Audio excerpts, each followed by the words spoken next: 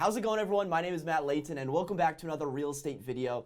In today's video, we're going to be talking about the Windsor Plaza community in Ballston. Now, Windsor Plaza has everything from studios all the way up to 2-bed, 2.5 bath, 2 sunroom, plus terrace units. So they got a wide range of units to choose from. We got a great video coming up, so be sure to hit that thumbs up button and let's get started. Okay, so Windsor Plaza is actually made up of 2 different buildings. You have 1050 North Taylor Street and then you have 1045 North Utah Street. And both buildings are actually connected through the interior courtyard as well as the parking garage below the building. And you'll also notice one additional number in the addresses of each of these buildings. The 1050 North Taylor building will have a 1 dash the unit number, and then the Utah Street building will have a 2 dash the unit number. What do these numbers mean? Well, there's a very simple answer for this. The Taylor building was built first, and that's why they have the 1 dash, and then the Utah building was built second. And I think they did this to make things easier, but in reality, it just makes things way more complicated. Maybe they're trying to make it easy for the post office to know which building to go to, but the street names and the street numbers are already different. So this number, 1 or 2, doesn't really do anything. And if anything, it confuses people, because I've had someone reach out and ask if a unit was on the 25th story, when in reality it was just 2-501. Little confusing, but that's what the numbers mean. Windsor Plaza was finished in 1994 and it features 184 units on 7 stories. And since it's split into 2 different buildings, you're only going to have 92 units per building. Compare that to other condos in Ballston that may have hundreds and hundreds of units all in one building. Well, Windsor Plaza is going to have a much smaller feel because you're most likely only going to be running into those people that are in your building. And since there's less than 100 units in your building, well, it's going to have a much smaller community feel. Touching on the location real quick, the buildings are located at the end of 2 dead-end streets. So even though you're 2 blocks away from the busy Ballston Metro, this block of Utah and Taylor Streets may be some of the quietest streets in all of Ballston because there's no through traffic. Right outside of each of the buildings, you're going to have some guest parking for residences, but just past the dead end, you're going to have 11th Street, which is a relatively quiet side road. You're going to have virtually no car traffic driving by the building. The only cars driving by the building are people that live there that are going to the garage and lost Uber drivers. Other than that, you're going to have some foot traffic, but it's mostly only going to be commuters that are walking back and forth to the metro. So compare that to other condos in Ballston where maybe they're in the middle of a block and on the way to a bar or a restaurant. At these 2 dead-end streets at both of the entrances on Taylor and on North Utah, virtually no cars and very little pedestrian traffic. Let's move on to talk about the amenities. There is an outdoor pool, a grilling area, courtyard area, and on-site management. And guys, the elephant in the room, what everyone wants to know is, why isn't there a gym? You know, it's rare to see a condo that has a pool but doesn't have a gym. You know, in my opinion, the best amenities a building can have are a pool, a gym, a rooftop deck, and on-site management. Now, Windsor Plaza has 2 out of these 4, which is decent, but there is no gym at Windsor Plaza, which is unfortunate. Now, some people would say, well, why doesn't it have a 24-hour front desk? Well, the way that Windsor Plaza was built with 2 separate buildings, that would mean that you would have to have 2 separate front desks for each building. Now, usually buildings that do have a front desk service have at least 200 units in that building, or basically twice the amount of units that Windsor Plaza has in each building. So it's not really feasible for Windsor Plaza to have a front desk service. Now, all of that's really a roundabout way of saying that you're probably going to expect more amenities for the condo fees that you are paying, which we'll get to in a minute. But long story short, no gym, no rooftop, and no front desk. Let's move on and take a look at the interiors of some of these units to show you what you can expect. And since the building was built in 1994, you're really going to get a mix of renovated and non-renovated units. The non-renovated units will have this white plasticky Formica countertops. The kitchens are going to be open for the most part. One thing to note is that many of the 1-bedroom floor plans and some of the 2-bedroom floor plans, you will find the washer and dryer located in the kitchen. You may think, wow, look at this door, that'd be a great place for a pantry, when in fact it is the washer and dryer closet. So you may need to get a little creative with some storage ideas depending on your kitchen needs. In the living areas, you will see some units with carpet. However, I will say that many units have upgraded to some type of hardwood or laminate flooring by now. And the reality is that a lot of owners may have carpet until it comes time to sell, and then they install a laminate right before selling because laminates and vinyls are so inexpensive, maybe a few $1,000s, that you can easily make that return back when you get a higher price for your unit. And usually when you see carpet in the living room, that is a sign that it is an original unit that will need updating in the living room, in the kitchen, in the bathroom, and pretty much everywhere else. Another feature that's common at Windsor Plaza is the fireplace. Now, usually I'm not a fan of fireplaces in condos because sometimes they can stick out, they can be obtrusive, they can take up a lot of square footage, and they just don't really add a lot of value. But I'm going to give Windsor Plaza a pass simply because they don't really come out from the wall very much. And if you mount a TV right above the fireplace, that can make for a nice living room setup. There are, however, some fireplaces next to the dining room area in some units, which is a little more of an awkward setup. However, they don't take up too much space, and if it really upsets you, you could always just pay to have it removed. One other interior feature that we'll touch on is the sunroom.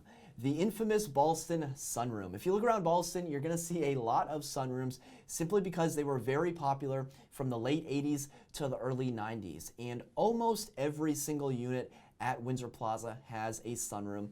But one of the downsides is if you're looking at a unit on the interior courtyard, it's gonna be facing the other building, and well, you're gonna have a lot of sunrooms staring right back at you. So you may be better suited to try to find a unit on the outside of the building that faces the street. Let's switch gears here and talk about the floor plans at Windsor Plaza. And there's over 20 different floor plans in the building, but a lot of them are very similar, and some of the floor plans literally only have one unit in the entire building. So what we'll do here is we can kind of group some together, and we'll spend the most amount of time on the floor plans that have the most amount of units. First, we'll touch on the studios. There are 2 studios in each building at Windsor Plaza for a grand total of 4 studios in the entire community. Each studio has an identical floor plan, and they come in at 450 square feet.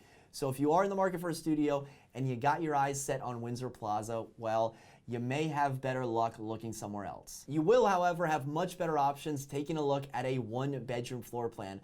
1-bedrooms at Windsor Plaza start around 500 square feet and go all the way up to 690 square feet.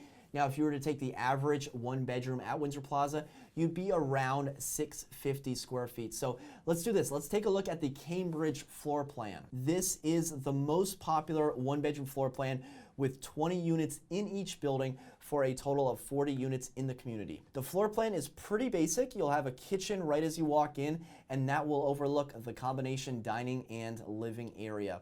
You'll find a sunroom off of the living room, and the bathroom will have a dual entrance from the front foyer area and to the bedroom. The bedroom will have 2 closets, which is a nice surprise for a unit this size. This 1-bedroom floor plan is about what you can expect, but let's take a look at one other 1-bedroom floor plan before moving on. The Cambridge that we just looked at was a long floor plan, if you will. This next floor plan is called the Sheffield, and it is a wide floor plan. The biggest difference here, in addition to being a little bit wider, is that you're gonna have an actual foyer area, and you get a much bigger closet here.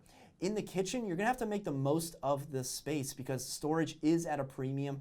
And in the dining area, you may or may not be eating your meals right next to a fireplace. If you do run out of space, you of course have the additional sunroom, which makes for a sitting area, home office, or a reading room. The next floor plan that we're gonna look at is the rare 1-bedroom plus den 1.5 bath layout.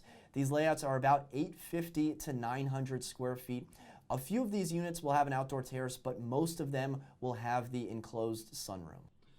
So I just realized as I'm editing this that I completely left out one part. I deleted it somewhere along the lines. Basically, what I was going to say is that Windsor Plaza categorizes these as 1-bedroom and den layouts. However, they are legal 2 bedrooms. Now, Arlington doesn't have a specific code for legal bedrooms, so we refer to the Virginia residential code, and this room meets all legal requirements. It's at least 70 square feet. It has an emergency egress, and it is 7 feet in ceiling height. So it checks all those boxes. There's a few other things like number of outlets and ventilation, but if you look through the legal requirements, it's definitely a bedroom. So let's get back to the video. I've seen this 2-bedroom be used for roommate scenarios. Now, it's not ideal for a roommate scenario because, as you see here, the shower is actually located inside of the owner's bedroom. So that would mean the roommate that got the short end of the stick and had the smaller bedroom would actually have to walk through the other bedroom to use a shower. So it's not really ideal, but it is really good for a home office or maybe for a children's bedroom or a crib. So a lot of versatility when it comes to the 2-bed, 1.5 bath plus sunroom layout. Let's move on to the slightly larger 2-bed, 2-bath floor plans. I say slightly larger because these floor plans are going to be around 850 to 900 square feet. So not the largest 2 bedrooms in the world, but what I will say is that they are functional, they are rectangular, they are standard, they will not surprise you. They are who you think they are. But they are who we thought they were. They're gonna have the standard kitchen, the standard living room, and the standard sunroom off of the living area. There's nothing wrong with these units, they're just a little bit on the small side. That being said, you can definitely find 2-bed, 2-bath units that are above 1,000 square feet. For example, the Fulton model is a 2-bed, 2-bath that is 1,061 square feet, and it has 2 sunrooms, one in the living room and one off of the main bedroom. The largest condo in the building is 1,563 square feet and features 2 beds, 2.5 baths, 2 enclosed balconies, and an outdoor terrace. Units that have the outdoor terrace are without a doubt the best units in the building. They are found on the back side of the building and can even be found on the lower floors as the building decreases in height as it approaches 11th Street. There are just a handful of these units in the entire building and they don't come up for sale very often. As you're looking at condos for sale at Windsor Plaza, you're going to start to see some features that will set the units apart. All the units will have at least one of the following feature and maybe more: an enclosed sunroom, an outdoor patio for units on the first floor, a curved enclosed sunroom, or an outdoor terrace. Before we get into the top 3 things you need to know about living at Windsor Plaza, let's touch on the condo fees as well as the prices in the community. First, let's take a look at sales prices. For 1 bedrooms, you're gonna be in the low $400,000 range. Maybe call it $400 to $440. Over the past few years, we've seen the average sales prices for 1 bedrooms increase from about $357,000 in 2017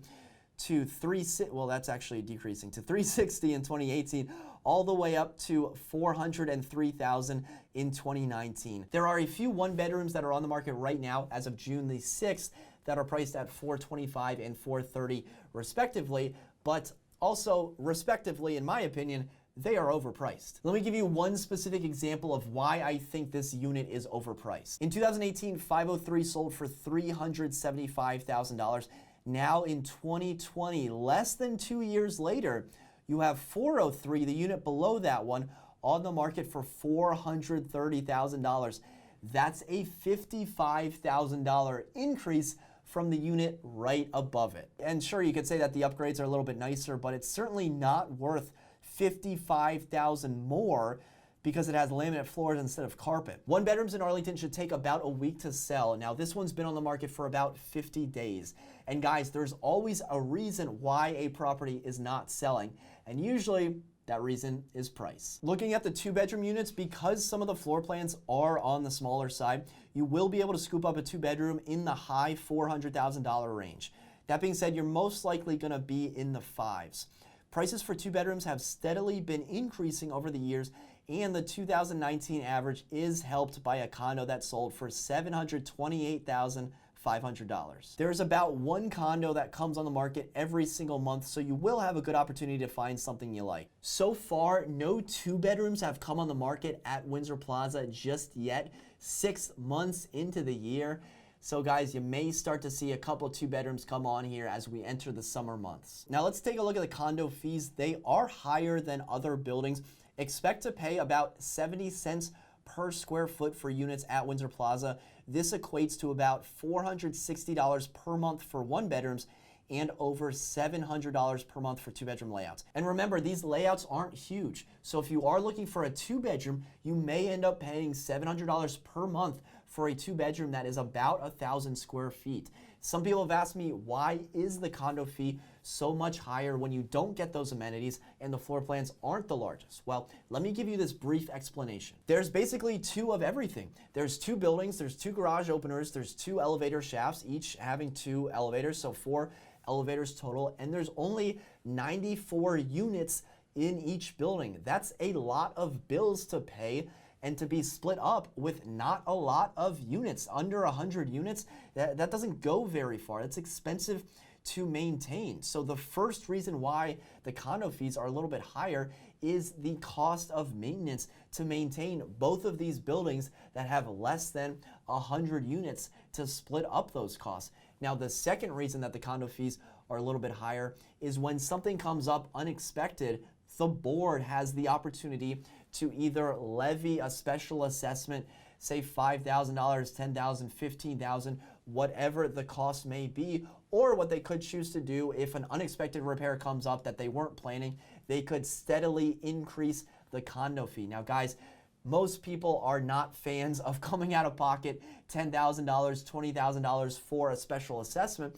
So what Windsor Plaza has done in the past, to my knowledge, is steadily increase those condo fees over the years. Now, if you increase them a couple bucks here and there, maybe no one notices, but if you keep doing it over and over again, well, that's gonna hurt the resale value, and sometimes it's better just to pull the Band-Aid, pay for the special assessment, as opposed to raising the condo fees over and over and over again. Now, should you cross Windsor Plaza off the list because of the high condo fees? Well, certainly I don't think you should, but I do think it's something to consider when you're crunching the numbers and looking at the square footage and the amenities that you get and that you don't get when you're looking at Windsor Plaza. That was actually a really good segue for the top 3 things that you need to know about living at Windsor Plaza.